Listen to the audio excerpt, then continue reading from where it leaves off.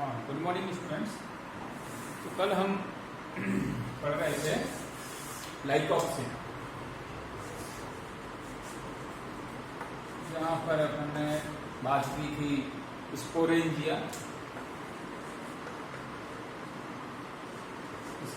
And microspores and megaspores. क्योंकि Lycopsida में दोनों ही तरह के प्लांट्स हैं, homosporous for example lycopodium and heterosporous Selaginella, जो अब दोनों ही अपने सिलेबस में स्पोरोफिट्स वगैरह और कोन एंड स्ट्रोबाइलस इन सब के डिस्कस किया था।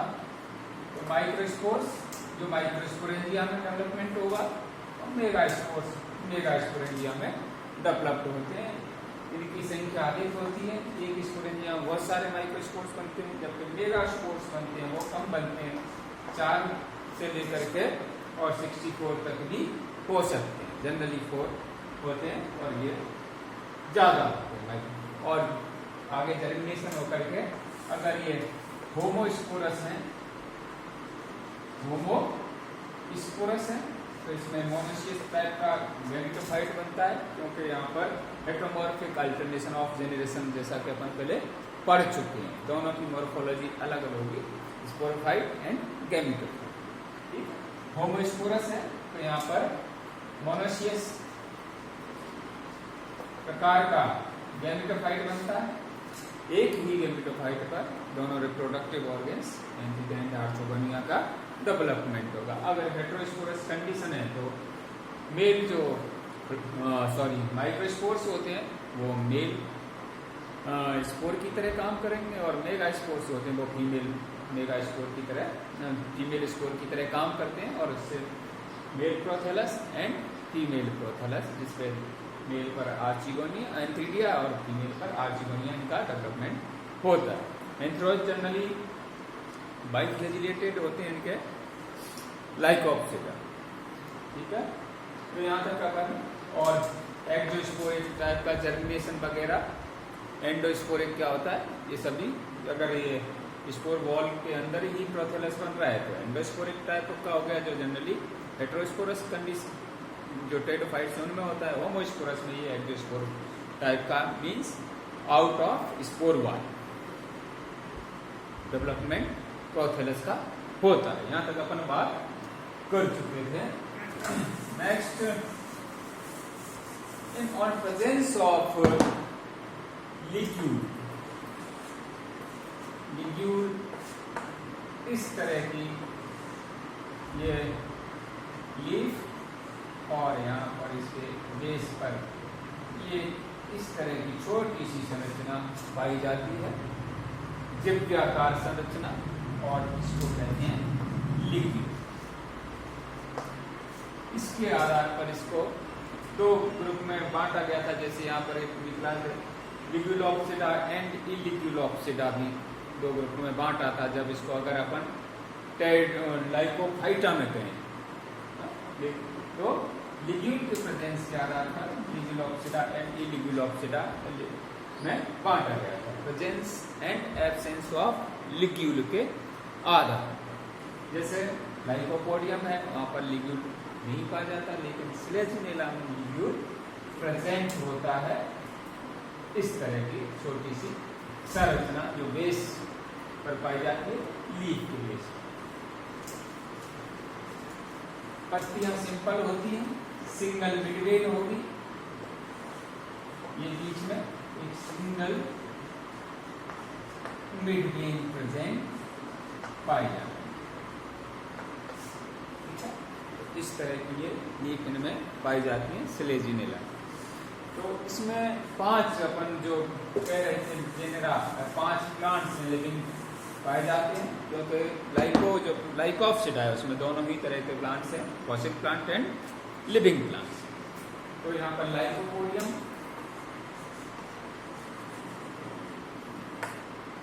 फिलोमिलोसम,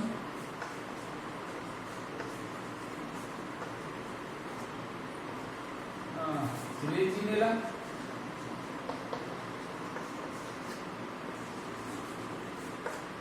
स्टाइलाइटिस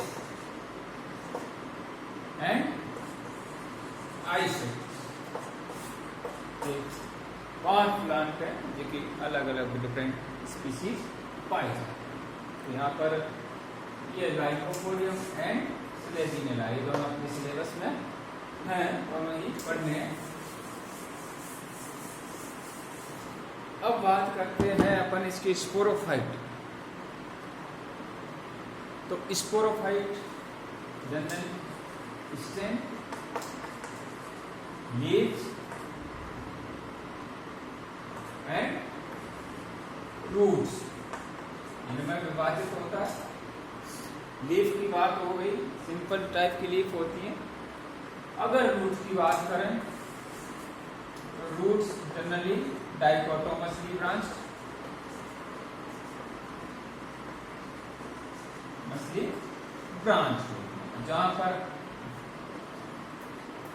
स्टेम ब्रांच होता है वहां से ये नीचे की साइड में इस तरह से निकली रहती है ब्रांचिंग इस तरह। तो ये अंडरग्राउंड रूट पाई जाती है। लेकिन सिलेजिनेला उसमें एक तीसरी संरचना भी पाई जाती है जिसको अपन ने कहते हैं राइजोफोर। राइजोफोर जो इसका सिलेजिनेला का विशेष लक्षण है। राइजोफोर दोनों ही तरह की, कुछ साइंटिस्ट इसको स्टेम मानते हैं, कुछ इसको रूट्स मानते हैं। दोनों से ही कुछ समानताएं कुछ असमानताएं पाई जाती हैं। तो ये एक स्वतंत्र ऑर्गेन है और या ऑर्गेन ऑफ सूजिनेंसिस भी कहा गया था इसको। तो राइजोफोर जहाँ पर स्टेम होता है, स्टेम में ब्रांचिंग होती है, उससे इस तरह से यहाँ से ब्रांचिंग हुई और यहाँ से ये नीचे तो राइजोफोर या बीच इस तरह से निकलता है और नीचे इस राइजोफोर में रूट्स निकल आते हैं। राइजोफोर, ठीक है। तो जब इनका सेक्शन काटें तो इसमें स्टील जो होती है वो प्रोटो स्टील पाई जाती है।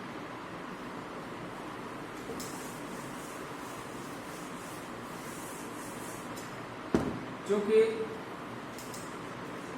टेरिडोफाइट्स हैं और तो टेरिडोफाइट्स हैं तो इनमें वैस्कुलर टिश्यू पाए जाते हैं। अब इसके आधार पर प्रोटोस्टील भी 4 तरह की स्टील टेरिडोफाइट्स में पाई जा सकती है। हैप्लोस्टील,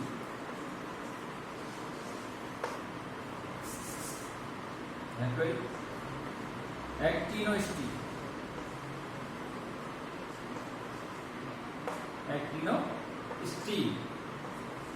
प्लेक्टो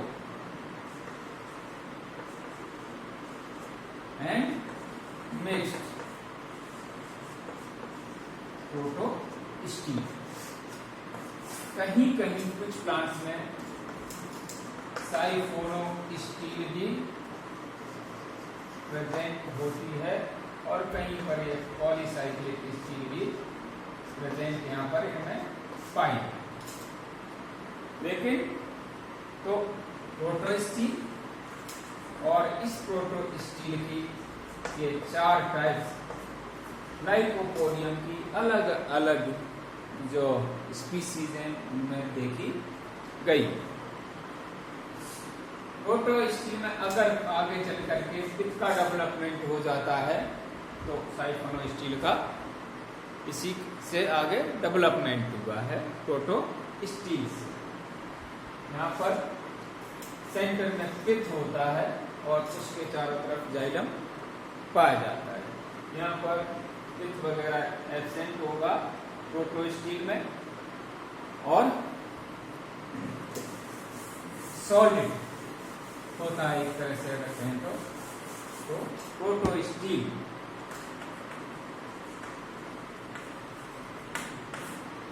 ये अपन का सेंट्रल पार्ट, यहाँ पर ये जाइलम, और जाइलम के चारों तरफ ये फ्लोएम, और फ्लोएम के चारों तरफ ये पेरिसाइकिल, और पेरिसाइकिल के बाद एंडोडर्मिस, क्या होता है एंडोडर्मिस, और फिर ये अपन का एपिडर्मिस, और ये कॉर्टेक्स। तो ये कहलाएगा xylem, phloem, pericycle, endodermis and cortex और एपिडर्मिस। यहाँ पर एपिडर्मिस ये है प्रोटोस्टिल का हैप्लोस्टिल, हैप्लोस्टिल।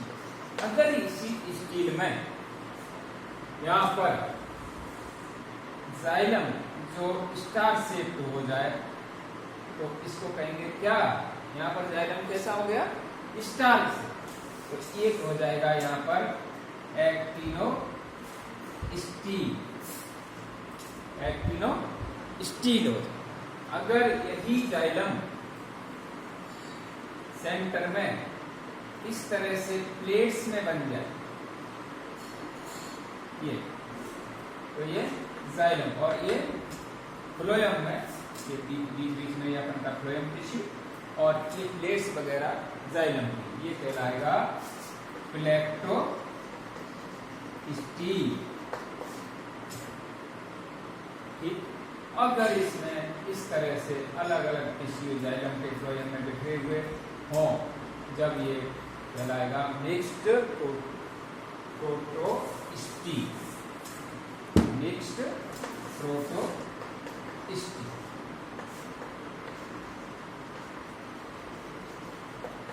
लेकिन तो इस तरह से इन लाइकोपोडियम की विभिन्न अलग अलग स्पीसीज में 4 तरह के अपन के स्टील सिस्टम पाए जाते हैं। जब अपन अगर स्लेजिनिला में जाएं तो यहाँ पर स्लेजिनिला में जो मुख्य संरचना या मुख्य ध्यान देने वाली बात है वो है इसकी एंडोडर्मिस। एंडोडर्मिस होती है वो उसमें ट्रेबीक्यूली बन जाती है। ये है फ्लोएम, सॉरी जाइलम, और जाइलम के चारों तरफ ये फ्लोएम, और यहाँ पर ये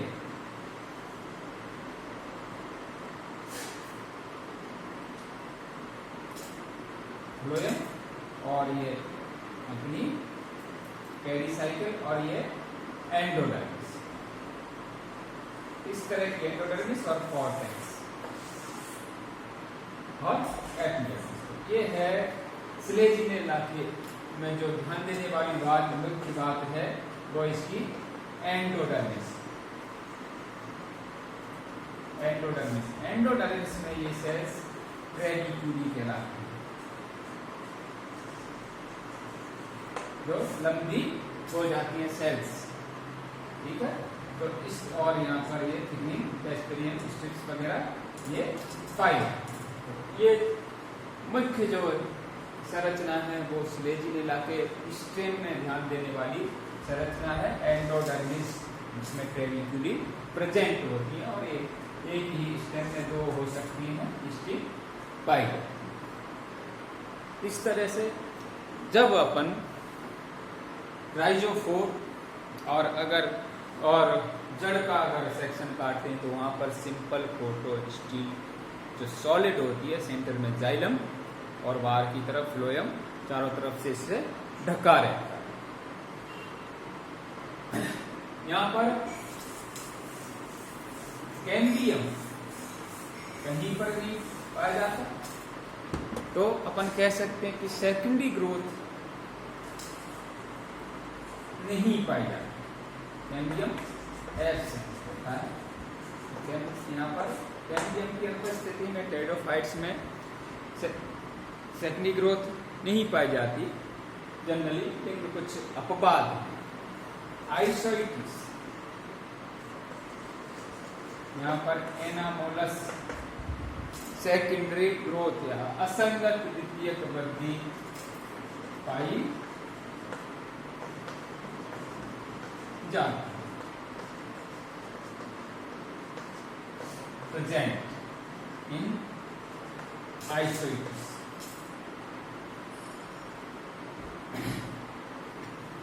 तो कैम्बियम एरेसेंट इस तरह से इनमें जो स्टील में कैम्बियम नहीं होने के कारण सेकेंडरी ग्रोथ वगैरह भी इन प्लांट्स में नहीं पाई जाती।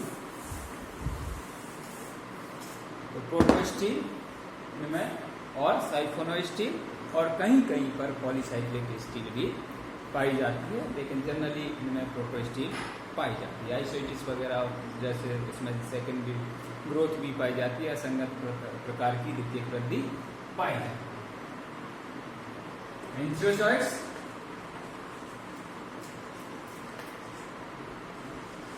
बाइफ्लैजिलेटेड होंगे और ये फ्री जब इनको जल उपस्थित होता है तो इसमें ये तैर करके और फीमेल गैमीट तक या एग तक पहुंच जाते हैं। तो यहाँ पर वाटर जो है या H2O फर्टिलाइजेशन के लिए जरूरी है। इसके बगैर इनमें मूवमेंट नहीं होता है। एंथ्रोजॉइट्स में जो जन अपन पढ़ चुके हैं कि ये कीमोटैक्टिक मूवमेंट इसमें पाए। ठीक है, तो फर्टिलाइजेशन के बाद में जाइगोट क्या बनेगा? Diploid zygote. और जाइगोट अपन पढ़ चुके हैं, एक्सोस्पोरिक बहिर्मुखी और एंडोस्कोपिक या फिर लेटर। इसमें विभाजन के आधार पर apical pole and basal pole, apical cell and basal cell. अगर ये आर्चिगोनिया में बेस की तरफ एपिकल है तो ये एंडोस्कोपिक कहलाएगा। अगर इसमें बाहर की तरफ एपिकल है तो एक्सोस्पोरिक कहलाएगा। और एपिकल पोल से जनरल शूट सिस्टम या फिर लीव्स वगैरह ये बनते हैं। और बीच से बेसल पोल से यहाँ पर रूट्स